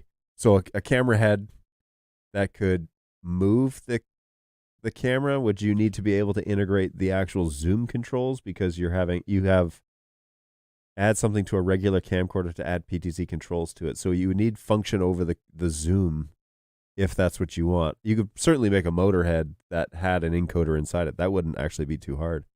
But the zoom thing, because it's a camcorder, it's your own, that would have to be, you have to figure out what that looks like. So I can certainly submit that as an idea. It's a good idea. Go from there. My hope for 2023 is to have an option to switch from my P400 camera and flex to use the HX. So that is what this is the comment that Dan was referencing. And that is for sure the idea is we hope to have that available early next year. I mean, the camera update is planned for the first week of January, according to Dan, and so I can say that with confidence. So that option is coming up. But the encoders and the decoders, the converter side of things will need to be, we'll have to wait and see when that update happens. I know it's planned. Absolutely, it's planned. So once that comes out, then your hopes and dreams would be fulfilled. The amount of times that I've walked in on John taking a nap and just watching TV all the time, right? I'm glad I didn't read that one in front of the boss. Good morning, just joined. See the announcement for Silicon 2 for cameras. Any updates on Core 7? So that product is in development. It's flat out. There's no launch date for it yet. So when we announced it at NAB as a coming feature, it was basically a beta product that was like, here's a concept. I know it's changed. There's been a few things that have fundamentally changed about it since we launched that announcement in April. But I don't think that there's an actual launch date for it yet. We shall see when that actually comes around. But in terms of an actual tangible date, there is not one. Is there a way to have the scopes on their own stream? I find having the scopes on the proxy stream quite limiting. So you can turn scopes, and Warren, if you're still awake, bravo. You can turn scopes on and off on both the preview and the proxy. I'm sorry, the proxy and the primary stream. So program. You can pick and choose, and obviously then turn it off if you don't want it on the primary. But yeah, proxy. You can put it on just the proxy stream, or you can put it on the primary as of today, which should be able to. I agree with you that when the scopes is on the proxy, it is kind of hard to see accurate. Like it's a little pixelated. If you put it on the primary, then it's a little cleaner, and then you can make it a little larger, and that's helpful as well. But those are currently the only options with those. Will Silicon 2 help improve the talkback system? So I'm assuming you're talking about comms here, Alex. I do not believe that Silicon 2 has any comms changes coming to it. I haven't heard any announcements in terms of that's being somehow that's being integrated. Specifically, if you're still watching, what sort of improvements are you referring to? Like, what are you hoping for? An NDI audio mixer, says Petra. Hey, what's going on? Yes. See, this was kind of like partially what I was alluding to a little bit is like, are we getting into the NDI audio realm? And I'm relieved to hear Dan say that when he got into that game, he didn't realize how complex audio was, because that's exactly the truth. Audio is its own realm altogether, and it needs to be thought of as its own thing. This goes down to the oversimplification of what people experience. So we're watching a TV show or watching a sports event or whatever on TV, and you can hear the event, you can hear the audience, you can the picture looks nice and clear. Just to get to that is extremely complex, and we're trying to build tools that will simplify it as much as we can. But the actual programming that goes into creating a full NDI stream is not just a flippant thing. Like you don't just flip a switch and then it works. It's actually quite complicated, and so to get to the place in where we are today is a huge impossibility, and it would be trivial to just throw that away, because the engineers have really done some unbelievable things to get us where we are today as a BirdDog company. So to open up the option to like NDI audio, what I suspect will really need to happen is we'll need to hire audio engineers, guys that understand audio at that level, like our FPGA engineers, how they understand video. And so it will need to probably be a subsection of or subdivision of our engineering crew that do just audio. And if that was the case, like if these things, and Dan was like, yeah, you're probably not too far off with that prediction, that's a huge deal actually, because it would be great if we could tighten up our audio game across the NDI world.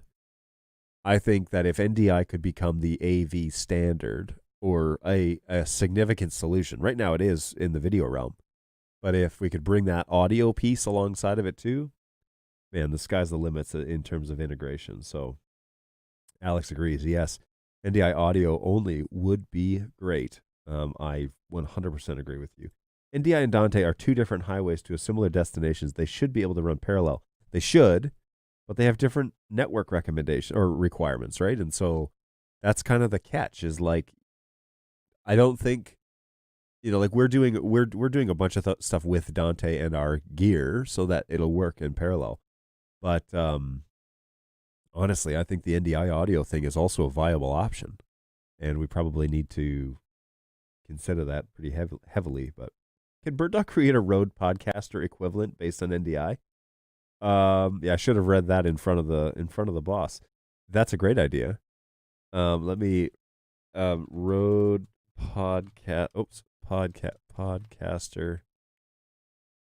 You want an NDI? Wait, did you say podcaster or Rodecaster?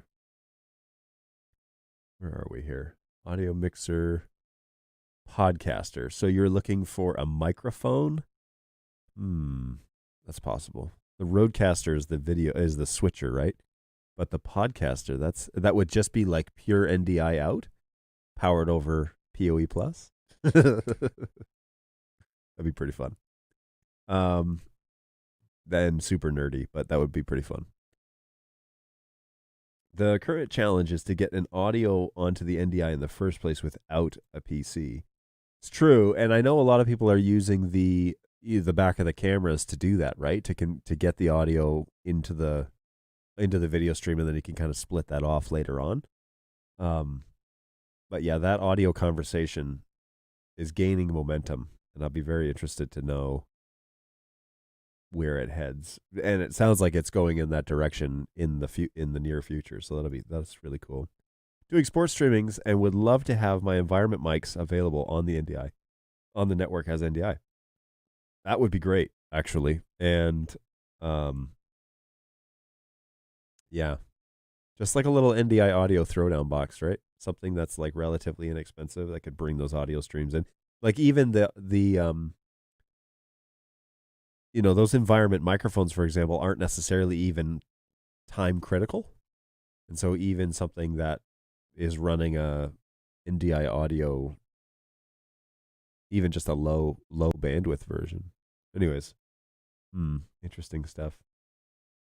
Facebook user says, yeah, just want to let you know how much I appreciate support's help with my big firmware update. After a lot of fiddle bits and about 10 different USB flash drives, everything is now working. Fantastic. Shout out to Senseless and his crew. I do have some thoughts, especially concerning the keyboard update. Oh, we have lots of thoughts concerning the NDI keyboard update. Yeah. So part of it is just the way that the baseboard and everything are integrated with the chips and the way that we manufacture stuff. So some of it's a limitation that way. But we'd be all about listening to your suggestions. That's for sure. We're always willing to hear people's suggestions, and yeah, we could definitely do that. Okay, let's see here. I'll just go through the chat, try and tidy things up now that it's we're almost 2 hours into it here. So I'm looking forward to the continuing refresh of the rest of the camera line. I'm crossing my fingers for a P440. Wow, that would be something else. Probably not that far-fetched though. I'm just thinking about like anyways, I don't know anything. I haven't heard anything about that, but that probably wouldn't be very hard to do. I adore the 110, 120, says Senseless. They are genuinely exciting products. My short time with the P240 also has me excited, but I need more time to play around with these in the web UI features. It's true, and we've only got one here in the office, so we'll have to take some time. What's going on, Frank? Hey, I thought you were supposed to be on vacation right now. Happy holidays, buddy. Hopefully. Okay, so last night the support office went out to dinner as our holiday dinner, as we do. And we went to this basically Brazilian meat house that just keeps bringing you constant food. And several of the agents were going to be out of the office today as the beginning of their holiday. And so Frank is one of those, but he's here on the show. So he's a big fan of the OLED display on the 110, 120, 240. Me too. Makes life a lot simpler, doesn't it? Yes, I've reiterated that in multiple channels that the little screen is a lifesaver. Run, Dan, run. Later, Warren. Thanks for hanging out with us, man. Happy holidays, happy New Year's, happy Christmas. Agreed, Go Web. Hopefully you're doing well. Looking forward to a little holiday season over there with your family. We love your products, and that's why we want more of them. Thanks for taking the time. Adding Lanc C and PTZ with an encoder. SalaryWorks has one, and it seems nice, but if BirdDog would make something similar, I would wait. I need to investigate that product. Something like this. I think maybe there's supposed to be a link there, but I didn't get it. Is BirdDog comms being looked at? And yes, I really should be asleep. BirdDog comms is always being looked at. As a matter of fact, it's if you notice with the central update, we moved that to a service, a Windows service, and not a Windows executable. And it's kind of the idea that I think we're going to take with most of our software, having it as a service on the computer and not as an executable. That gives us benefits in multiple ways, but it allows you to decentralize. That's funny. Decentralize the software. It's called Central. So that you can access it across the network just at a local IP address. So I'm excited about the way we're going with that because we've had all sorts of issues with the executables, having to run in admin mode and not being every computer has its own restrictions, and it's really hard to design software for computers in that regard. But if you make it a service, then it can kind of run in the background and you can open it on just a web browser. And the new Central stuff is miles ahead of Central 1. Central 2 is super nice, and so big fan. I found that the TalkBack system is not very live event friendly. I want to integrate it into the Hollyland wireless system so all the parts of the productions can be on comms. Interesting. The comms is currently under a redesign, and so we'll see what it looks like in the end. But it's supposed to be like overly simple. Out of each of the NDI devices is a comms channel, and if you plug in headphones and a microphone to the audio jack, you should be able to just access that comms channel, and it should just be. It's not supposed to be complicated. It's supposed to be really simple. But we ran into all sorts of issues with things that we just never even predicted. So I'm hoping that activating it as a service will make it a whole lot more accessible. Excuse me. All right, so the M4250 have presets to run NDI and Dante on the same subnet. Does this actually work with a bunch of BirdDog cameras on your network? So I haven't actually put a bunch of Dante stuff on my network. I know it's supposed to work, and I've heard of people using it, but ultimately, from a networking perspective, I would still be more comfortable VLANing those two different types of networks off onto their own channels and not letting NDI and Dante touch each other. That's just me, though. That's my own preference, and it's not always it doesn't always make sense for every installation to do something like that. But to be honest, because they're different in fundamental ways, I think trying or forcing them to play nicely on the same wire may just be asking for problems. And so I'm going to say, if you can choose, I would say 2 different VLANs, one for Dante and one for NDI, regardless of whether it's NDI 4 or 5. But I haven't rigorously tested that to confirm or deny that the NDI 5 profile with Dante works really well. I just don't know. I'm sure it's been tested because, Netgear came out with it, but I just don't know. A Yamaha YG NDI and Behringer X NDI card, please. There's an idea, NetHab, for sure. The mic should be possible. I saw one with Dante already. Yeah, I mean, here's the thing: is the NDI audio piece is going to have to gain steam before it becomes a tangible thing, right? Like, we're going to have audio engineers that are coding for NDI on staff before we're going to be able to produce something like that. So I don't think it's unreasonable, personally. I would love to be able to build a device that could clip onto the bottom of a microphone like this, and then you could plug in the XLR to the bottom of that, and it would be powered over the phantom power and the mic, and it would pass the power through to the microphone, and it would make it NDI. You just plug a little Ethernet cable into it or something. But anyways, there's a bunch of options. But yeah, it should be possible in the end. We are all full of meat. It's true. Full of tasty, spicy meat snacks. It's such a good line. I have not found the comm system to be very live friendly. It would be great to integrate it into other systems. I agree. It would be great to integrate it into other systems, but currently, like I said, it's currently being redone, just so that it's what's the word? Just needs to be kind of, in terms of execution, it needs to be thought out how it functions on a network. It's really supposed to be super simple.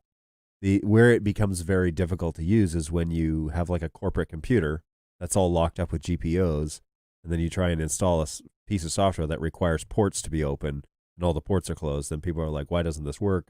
Director can't send audio, yada yada yada." It's because the comm software, the original 1.0, was designed to go on a computer that you flat out own, and control. But it immediately became we started offering it to folks that were nonprofit institutions through the Together program. We started offering it to them for free. Well, a lot of those schools are under IT departments that lock down their devices. Well, that became a big issue, right? Because all these GPOs, all these port numbers are now closed, and things that we kind of take for granted that would be open on a personally owned machine. So the execution of it just needs to be rethought through.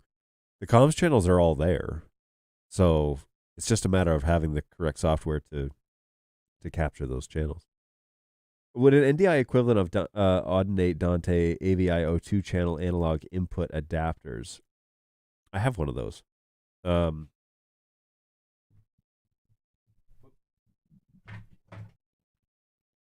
So this is one of those devices, and I just recently picked them up to add the Dante to the NDI 5 profile, but I haven't spent any time getting it on there. So I have 2 of these. We're going to throw them on there and then try and route that Dante audio over in my other office. But it's something that we're going to have to try and sort out. Just make the comms channel available as open NDI streams, and we could route them as we wish. It's an interesting idea. Technically, you can see them.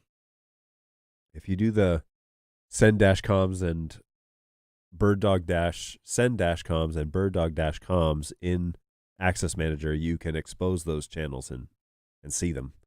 But yeah, they are kind of proprietary, so interesting. Happy holidays to all of you. Hope to make some firmware updates before CES production schedule. We'll see. Stay warm. Appreciate that, Facebook user. Sorry, I don't know who precisely you are because I'm not over on Facebook, but thank you. Happy holidays to you too. Really appreciate that. Would that have to be PoE++ then for the 48 volts and the mic? No, I was thinking more. You could pull the power off of the phantom power, couldn't you? But I'd have to think it through. I don't know. I don't know what the power requirements would necessarily be. Speaking of school IT departments locking down things, That's what I'm working on as we speak. I'm that guy. Also, howdy. What's going on, Kevin? Yeah, schools are notorious for doing that sort of stuff, right? I know because I worked for one, and we had those sort of lockdown policies, and then people were like, I want to use this piece of software that I just downloaded off this website, but it's not working. It's like, well, hang on. What is this, spy software that you have? And what are the network requirements? And so then it would end up, well, I don't really know. You need to call them and find out. It's like, I need to call them and find out. No, it sounds like you need to call them and find out. I don't care if the software works or not.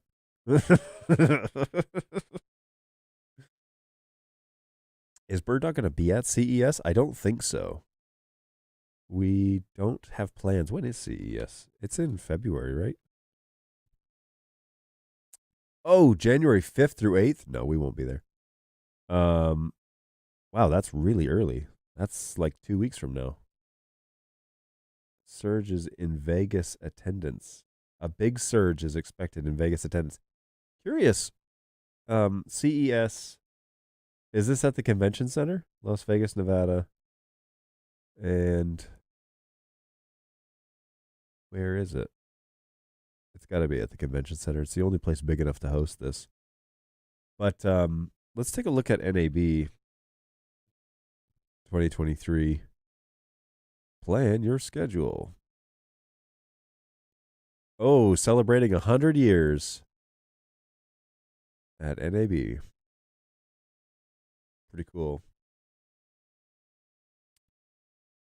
So,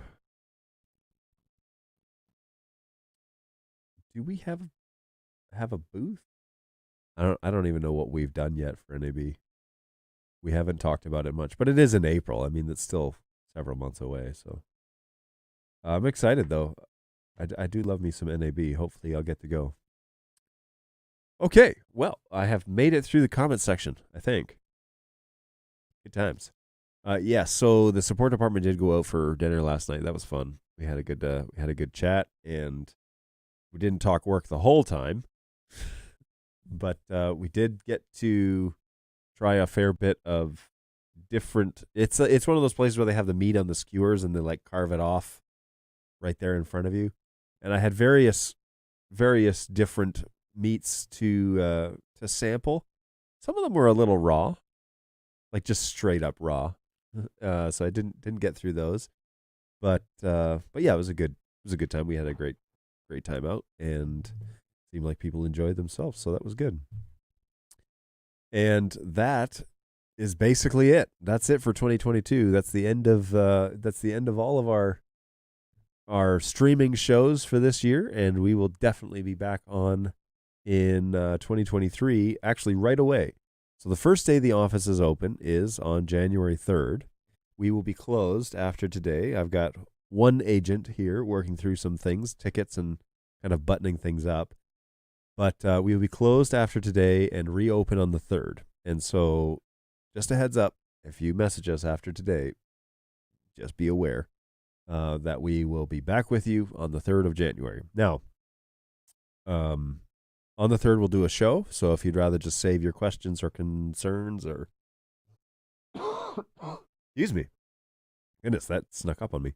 You're welcome to bring those to the show on the 3rd. I'm happy to do that. It'll be our first show of the year. And we can walk you through any questions that you have. Be advised that if you do a firmware update over the next week, you'll kind of be on your own until the 3rd. So just take that with whatever grain of caution that you want to take. But yeah, we look forward to it. We are going to spend some time with our families and take a week off. So just be aware of that as this kind of holiday season starts rolling around. There's a whole lot of stuff that I got to do that's not work related. So that is going to be right after today. I basically got to kick into that gear. I've got family flying into town tonight, and then more family coming in on the 26th. So it'll be busy over at my place for a few days. But in the meantime, hopefully you are doing well. Hopefully looking forward to hopefully you get to take a few days off during the holiday season. And of course, happy holidays and Merry Christmas. Happy New Year, and we will see you in that New Year on the 3rd of January. But yeah, this has been great. Special thank you to all of you guys who have been here during this year. It's been a really good year, and this show has evolved into something that's been great. I look forward to this every time we get online. I look forward to seeing you guys and talking and getting a chance to interact with you a little bit. So thank you so much for hanging out with us this year. I really appreciate that. I look forward to stuff that's coming up next year. Lots of cool things happening at BirdDog, and you definitely don't want to miss it. So look forward to a fun year. We will see you in just a couple of weeks. And in the meantime, take care of yourselves. Take care of each other. Look after each other out there, and stay safe and stay healthy. And we'll see you in a week or so on January 3rd for another show. Take care, guys. Merry Christmas.